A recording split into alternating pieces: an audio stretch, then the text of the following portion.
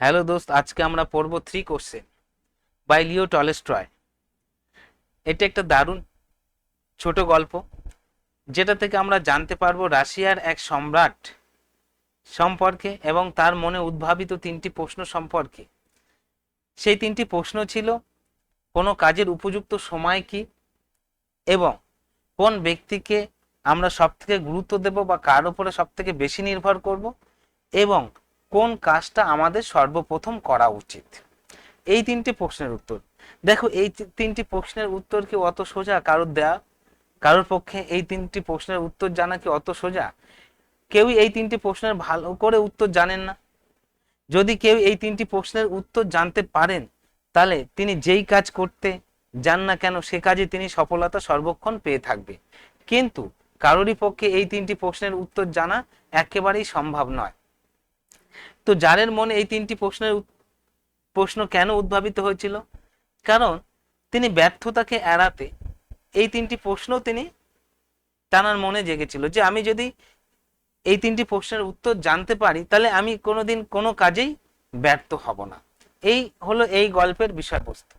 তো দেখো, আমরা এবার লাইন টু লাইন প্রত্যেকটা সেন্টেন্স কিভাবে তৈরি হয় টেন্স অনুযায়ী সেটা জানবো, এবং এতে থাকা অর্থাৎ এই টেক্সটের মধ্যে থাকা বিভিন্ন যে গ্রামারগুলো, সেই গ্রামারগুলো সম্পর্কে আমরা আলোচনা করব, এবং সেন্টেন্সগুলো কিভাবে হয়ে আছে, তৈরি হয়ে আছে, এবং প্রত্যেকটা লাইনের অর্থ কিভাবে হয়ে আছে আমরা সেটা জানবো।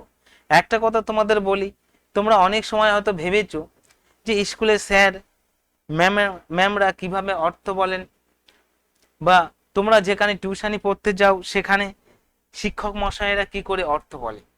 তো একটা সহজ সিস্টেম তোমরা জেনে নাও। পৃথিবীর যেই বাক্য তুমি পড়বে সেই বাক্যের মধ্যে একটা ভার্ব থাকবেই। সেই ভার্বটা কোনো না কোনো টেন্সের মধ্যে থাকবে। যে টেন্সে থাকবে সেই টেন্সের একটা চেনার উপায় আছে। সেই চেনার উপায়টা ভার্বের বাংলা মানের সঙ্গে যোগ করলে, অর্থাৎ ভার্বের প্রেজেন্ট ফর্মের বাংলা মানের সঙ্গে যোগ করলে প্রত্যেকটা সেন্টেন্সের অর্থ হবে। তো আমি সেইভাবেই তোমাদেরকে বোঝানোর চেষ্টা করব। তোমরা আমার সঙ্গে থাকো এবং লাইন টু লাইন দেখো। It once occurred to a certain tsar. দেখো জার বানানটা দেখো, TSAR জার। তোমরা টি শার্ট যেন উচ্চারণ করো না। এটা একসময় উদ্ভাবিত হয়েছিল একটা জারের মনে। দেখো ওকার উদ্ভাবিত হওয়া, আমি কেন বললাম হয়েছিল? ইডি যুক্ত আছে পাস্ট ইনডিফিনাইট টেন্স, ললেলাম ততে তাম চেনার উপায় পাস্ট ইনডিফিনাইট টেন্সের, সেটা যোগ করে আমাকে অর্থ বলতে হলো। তাই এই লাইনটার অর্থ হলো কি, এটা একসময় উদ্ভাবিত হয়েছিল টু এ সার্টেন জার, একজন জারের কাছে।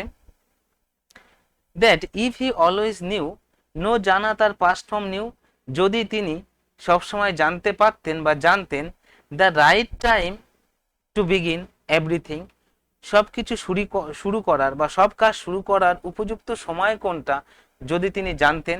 এই একটা প্রশ্ন। দ্বিতীয় প্রশ্ন কি, if he knew who were the right people, তিনি যদি জানতেন কারা ছিল বা কারা ছিলেন। ছিলেন, ছিলাম, অর্থাৎ যদি কোনো ইংরেজি সেন্টেন্সের মধ্যে ওয়াজ ওয়ার দুটোর মধ্যে একটা থাকে, তাহলে ওই বাক্যটার অর্থ বলতে গেলে তোমাকে ছিলেন, ছিলাম যোগ করে অর্থ বলতে হবে। তো তাই এভাবে আছে, হু আর দ্য রাইট পিপল, কারা ছিল উপযুক্ত ব্যক্তি, টু লিসেন টু, যাদের কথা শোনার জন্য বা যাদেরকে শুনতে হবে, অ্যান্ড হুম টু অ্যাভয়েড, এবং যাদেরকে এড়িয়ে যেতে হবে। এবং কাদের কথা, অর্থাৎ কাদের কথা শুনতে হবে এবং কাদেরকে এড়িয়ে যেতে হবে, সেটা যদি জানতে পারতেন। অ্যান্ড অ্যাবভ অল, তারপর ইফ হি অলওয়েজ নিউ, যদি তিনি সবসময় জানতে পারতেন হোয়াট ওয়াজ, কি ছিল, দ্য মোস্ট ইম্পর্টেন্ট টাইম, সব থেকে গুরুত্বপূর্ণ, মোস্ট ইম্পর্টেন্ট থিংস, সব থেকে গুরুত্বপূর্ণ জিনিস, টু ডু, করার জন্য বা করতে। এখানে দেখো টু ডু, অর্থাৎ এটা ইনফিনিটিভ হিসেবে ব্যবহার করা হচ্ছে। টু ডু করতে, টু ইট খেতে, টু গো যেতে, ঠিক এইভাবে অর্থগুলো তৈরি হয়। He would never fail in anything he might undertake, he would never fail, তিনি কোনোদিনই ব্যর্থ হতেন না, অর্থাৎ এটা modal auxiliary verb. Modal auxiliary ভার্বের পরে প্রেজেন্ট ফর্ম থাকে, আর যদি মডেল অক্সিলারি ভার্বের পরে বি থাকে তারপর V3 থাকে, তাহলে সেটা ফার্স্ট মডেল অক্সিলারি ভার্ব দিয়ে প্যাসিভ ভয়েসের গঠনে থাকে। ইন এনিথিং দেখো he would never fail in anything, তিনি কোনো কিছুতেই ব্যর্থ হতেন না। হি মাইট আন্ডারটেক, তিনি যে কাজ করতে যেতেন বা যে কাজ গ্রহণ করতেন তাতে কোনোদিনই তিনি ব্যর্থ হতেন না। অ্যান্ড দিস থট, দেখো তোমরা জানো থিঙ্ক মানে চিন্তা করা, থিঙ্ক থট থট অর্থাৎ ভার্বের present form past form past participle form, এখানে past form past participle form হয়ে আছে তা নয়, কিন্তু এটা হয়ে আছে নাউন ফর্মে। থিঙ্ক মানে চিন্তা করা, কিন্তু এর নাউন ফর্মে গেলে চিন্তা। কিভাবে হচ্ছে দেখো, দিস থট এই চিন্তাটা, হ্যাভিং অকার টু হিম এই চিন্তাটাই তার মধ্যে উদ্ভাবিত হয়েছিল। হি হ্যাড ইট প্রোক্লেম, দেখো পাস্ট পারফেক্ট টেন্সের ঘটনা আছে। হি হ্যাড ইট প্রোক্লেম, তিনি এটা ঘোষণা করেছিলেন। Throughout preposition, throughout his kingdom, তিনি তার সারা রাজ্যের মধ্যে এটা ঘোষণা করেছিলেন। That he would give a great reward to anyone, তিনি দেবেন, হি উড গিভ তিনি দেবেন, আ গ্রেট রিওয়ার্ড একটা বড় ধরনের পুরস্কার, টু এনিওয়ান তাকেই দেবেন, হু উড টিচ হিম যিনি বা যে তাকে জানাতে পারবেন। What was the right time for every action, কি ছিল কোনো কাজের উপযুক্ত সময় বা কোনটা ছিল কোনো কাজের উপযুক্ত সময়। And who were the most necessary people, and who were who কারা, ওয়ার ছিল কারা ছিল, দেখো ওয়াজ ওয়ার মানে ছিল ছিলেন ছিলাম, হু ওয়ার কারা ছিল, দ্য মোস্ট নেসেসারি পিপিল সব থেকে প্রয়োজনীয় লোক কারা ছিল। And and how he might know what was the most important things to do, এবং তিনি কিভাবে জানতে পারবেন কি ছিল সব থেকে গুরুত্বপূর্ণ কাজ তার করার জন্য, তাকে করার জন্য, অর্থাৎ কোন কাজটা সববার আগে করা উচিত, তিনি যদি এইগুলো জানতে পারতেন। এখানে দেখো তিনটি প্রশ্ন উপরও আলোচনা করা হচ্ছে, এখানেও তাই। এই তিনটি প্রশ্নের উত্তর যদি তিনি জানতে পারতেন বা কেউ যদি তাকে জানাতে পারে, কেউ যদি তাকে এই তিনটি প্রশ্নের উত্তর জানাতে পারেন, তিনি তাদেরকে বড় ধরনের পুরস্কার দেবেন।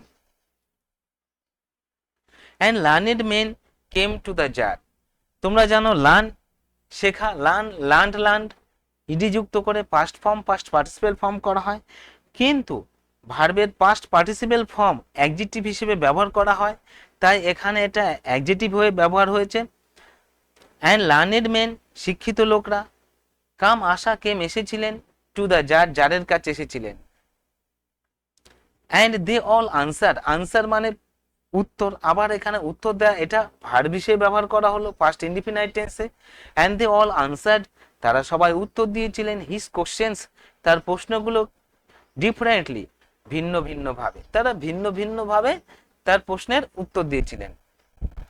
In the reply to the first question, প্রথম প্রশ্নের উত্তর দিতে, সাম সেড দ্যাট কিছু লোক বলেছিলেন, to know the right time for every action প্রত্যেক কাজের উপযুক্ত সময় জানার জন্য, one must draw up in advance a table of days, months and years and must live strictly according to it. কোনো কাজের উপযুক্ত সময় জানার জন্য one must draw up in advance a table of days, অর্থাৎ একজনকে একটা টাইম টেবিল করতে হবে। কিসের টাইম টেবিল? দিন, মাস এবং বছরের, এবং তাকে কঠোরভাবে ওই নিয়ম অনুযায়ী বাস করতে হবে বা কাজ বেঁচে থাকতে হবে। ওয়ান অনলি দাস এইভাবেই, শুধুমাত্র বা কেবলমাত্র এইভাবেই, said the they could everything be done at its proper time, এইভাবেই কেবলমাত্র একজন লোক উপযুক্ত কাজ করতে পারে, অর্থাৎ একজন লোককে একটা টাইম টেবিল করতে হবে দিন, মাস এবং বছরের, সেই টাইম টেবিল অনুযায়ী তাকে কঠোরভাবে জীবনযাপন করতে হবে, তাহলেই সে উপযুক্ত সময়ে উপযুক্ত কাজ করতে পারবে। এইটা কোনো একজন জ্ঞানী ব্যক্তির মতামত। তো দেখো আদার ডিক্লেয়ার ঘোষণা করা বা বলা, অন্যরা বললেন দ্যাট বললেন যে বা ঘোষণা করলেন যে ইট ওয়াজ ইম্পসিবল এটা ছিল অসম্ভব, to decide before hand the right time for every action, কোনো কাজের উপযুক্ত সময় পূর্বে থেকে নির্ধারণ করা অসম্ভব ছিল। দেখো বিফোর হ্যান্ড পূর্বে থেকেই, এটা একটা প্রিপোজিশন, পূর্ব থেকে এটা নির্ধারণ করা অসম্ভব ছিল। But but that not letting oneself be absorbed in idle pastime, কিন্তু এটা কাউকে আইডেল পাস টাইমের মধ্যে যেতে দেয় না, অর্থাৎ অবসরের মধ্যে সময় অতিবাহিত করতে দেয় না। ওয়ান শুড অলওয়েজ অ্যাটেন্ড, অর্থাৎ টাইম টেবিল থাকলে একটা অবসর সময়ের মধ্যে দিয়ে সে সময় অতিবাহিত করতে পারবে না। One should always attend to all that was going on, একজনকে অবশ্যই মনোযোগ দিতে হবে, অ্যাটেন্ড মনোযোগ দিতে হবে, to all that was going on, যেটা ঘটে চলেছে বা যা ঘটছে তার উপর মনোযোগ দিতে হবে। অ্যান্ড দেন, এবং তারপর do what was most needful, এবং তারপর করা উচিত কোনটা ছিল সব থেকে গুরুত্বপূর্ণ কাজ সেটা।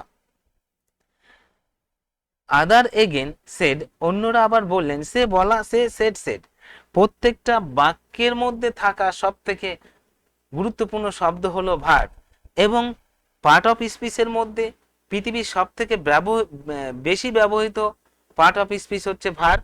সুতরাং ভার্ব প্রত্যেকটা বাক্যে একটা না একটা থাকবেই, এবং ভার্বটা টেন্স অনুযায়ী মানে বলতে হয়, নাহলে ওই সেন্টেন্সটার অর্থ কোনো রকম ভাবে হয় না। আদার এগেন, অন্যরা আবার সেড বললেন, দ্যাট যে however attentive the tsar might be to what was going, অন্যরা বললেন যাই হোক হাউএভার যারকে অ্যাটেন্টিভ হতে হবে, যার might be said that however attentive the jar might be to what was going on, কি ঘটছে সেই সম্পর্কে যারকে মনোযোগী হতে হবে, তাহলে তিনি ভাবতে পারবেন যে কোন কাজটা আগে করা উচিত। তারপর দেখো, it was impossible for one man to decide correctly the right time for every action, এটা ছিল